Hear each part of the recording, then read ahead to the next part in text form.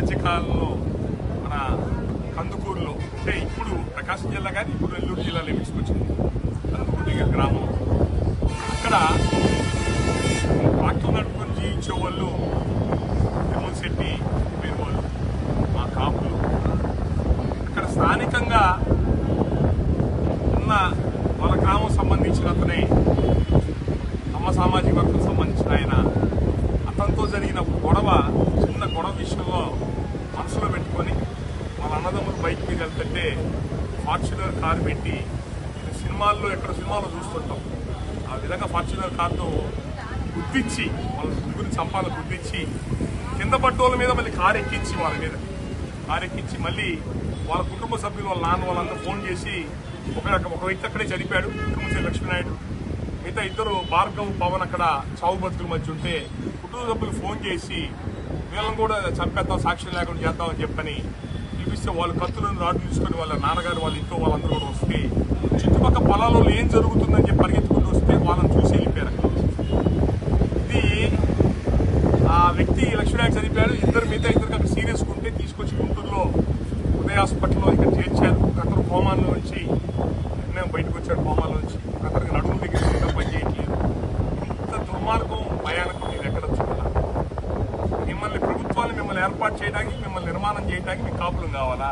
మీ కమ్మలకి, మీ TDP పార్టీకి 5 సంవత్సరాలు జగన్మోహన్ రెడ్డి దెబ్బకి మీరు ఊర్లో వదిలిపెట్టి పారిపోయి పిల్లల పక్కలో ఇక్కడ దాంకొని గొప్పలు దాంకొని ఊర్లో వదిలిపెట్టి మెడ్రాస్ హైదరాబాద్ పారిపోతే మీ కాపులో 5 ఏళ్ళు జగన్మోహన్ రెడ్డి మీరు ఫైట్ చేసి పవన్ కళ్యాణ్ కోసం మీరు ఫైట్ చేసి మీ ప్రభుత్వాన్ని సజావుగా ఎలక్షన్ జరిపి మిమ్మల్ని ప్రభుత్వం మీ ఊరు వదిలిపెట్టి రాష్ట్రం వదిలిపెట్టి పారిపోవచ్చు కులం మీద, రాష్ట్రం వదిలిపెట్టి పారిపోవచ్చు పార్టీ మీద మిమ్మల్ని మీరు నిలబెడితే మీరు మమ్మల్ని గెలిచిన ప్రతిసారి మమ్మల్ని కాపులే టార్గెట్ చేసి చంపుతారా? అంటే ఒక కమ్మ సామాజిక వర్గం వాడు 3 మనుషుల్ని ఫార్చునర్తో గుర్తు చంపాలని చెప్పి చూశాడని చెప్పాడంటే అక్కడికి చట్టం మీద ఏం గౌరవం ఉంది? అంటే మీ ప్రభుత్వం ఉందని ధైర్యమేగా, ఎలాగో తప్పించుకుంటామని ధైర్యంతోనే ఇంత పని చేసింది. పట్టపగలు పొలాల్లో చుట్టుపక్కల జనం చూస్తున్నాగా చేసిన పని. అంటే అక్కడ పోలీసు అధికారులు మళ్ళీ రాజకీయ ఒత్తిళ్లు కూడా లొంగకుండా పోలీసు వాళ్ళు బాధ్యత తీసుకొని రెడీ హ్యాండెడ్ గా కనపడుతుంటే బండి కనపడుతుంటే యాక్సిడెంట్ అంటారు. ఏంటంటే గతంలో వీళ్ళ మీద గొడవలు ఉన్నాయి. వీళ్ళ కుటుంబానికి వీళ్ళు ఆడోళ్ళు కలిగించాడు, ఇటు కాపులను ఆడోళ్ళు కలిగించాడు వాడు. గతంలో కేసు మా దగ్గరికి వచ్చింది. ఇది కావాలి బుద్ధిని కేసీఆర్ పోలీసు వాళ్ళు ఎఫ్ఐఆర్ కట్టి అతను కోర్టుకు పెట్టారు. అంటే మిమ్మల్ని గెలిపించిన ప్రతిసారి మీ చేత మేము మటలు చేయించుకోవాలా? మా కాపుల్ని మా వాళ్ళు బలిపశువులు చేయాలంటే మన జగన్మోహన్ రెడ్డితో గొడవలు పడి బలిపశువులు మేమే అవ్వాలా? లోకల్ బాడీ ఎలక్షన్స్ వదిలేసి పారిపోయిన వాళ్ళు మీరు చేయలేక వాటిలో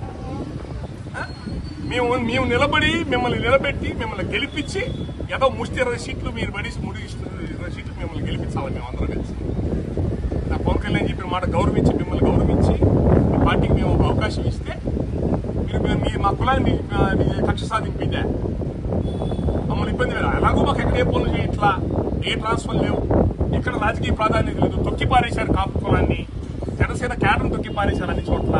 అయినా పర్వాలేదు, మేము పట్టించుకోవట్లేదే. ఈ రోజు రోడ్డు ఎక్కలేదు మేము ఎప్పుడు కూడా. మనుషులను చంపుతారా? ఎంత ఒళ్ళు కొవ్వు కండరం కొవ్వెక్కుతే చేస్తారు. జగన్మోహన్ రెడ్డి చూపించపోయారా ఈ మగతనం తీసుకెళ్లి? మీరు ఆ రోజు 5 ఏళ్ళు జగన్తో పోరాడిపోయారా మీరందరూ కలిసి? కాపులు మేము ఎందుకు వచ్చి నిలబడ్డాం? ఈ అధికారంలోకి వచ్చిన తర్వాత ఇళ్లలో అడంగరేకులు కూడా మగాళ్ళు అయిపోతారు. మీరు అధికారంలో రాగానే మనుషులు గుర్తి చంపుతారా? ఇలాంటి పనులు చూస్తున్నాము. రేపు రాబోయే రోజుల్లో మీకు ఎట్లా మూల్యం చెల్లించుకోవాలి మీరు చెల్లించుకుంటారు. మీకు ఇప్పటికీ చాలా అవకాశాలు ఇచ్చాం. మీ కమ్మ సామాజిక వర్గానికి, మీ తెలుగుదేశం పార్టీకి ప్రతిసారి మమ్మల్ని మా జాతీయ ఎవరో అడ్డం పెట్టి మిమ్మల్ని వాడుకుంటున్నారు. మీరు ఇట్లాంటి పనులే చేయండి. మీరు మన జగన్మోహన్ రెడ్డి మూల్యం చెల్లించుకున్నాడు కదా, మా జోలికి వచ్చి మీరు కూడా మూల్యం చెల్లించుకుంటారు. ఈ విషయంలో వాళ్ళకి న్యాయం జరగకపోతే వాళ్ళ కుటుంబం అన్యాయం అయిపోయింది. ఒకడు కోమాల నుంచి బయటపడుతున్నాడు, ఇంకోటి కాలు నడువులు పనిచేయట్లేదు, ఒకటి చచ్చిపోయాడు. ఆ కుటుంబానికి ప్రభుత్వం బాధ్యత తీసుకొని న్యాయం చేయాలా? వాళ్ళకి ప్రభుత్వం ఉపాధి కల్పించాలా, ఉద్యోగాలు కల్పించాలా? ఈ దుర్మార్గానికి పాల్పడ్డోడు, మా కులపోడు, మా పార్టీ ఓడు ఇలాంటివి చూడకుండా నిజాయితీగా చర్యలు తీసుకొని వాడికి కఠినమైన శిక్ష పడేలా చేయాలా? లేకపోతే సామాజిక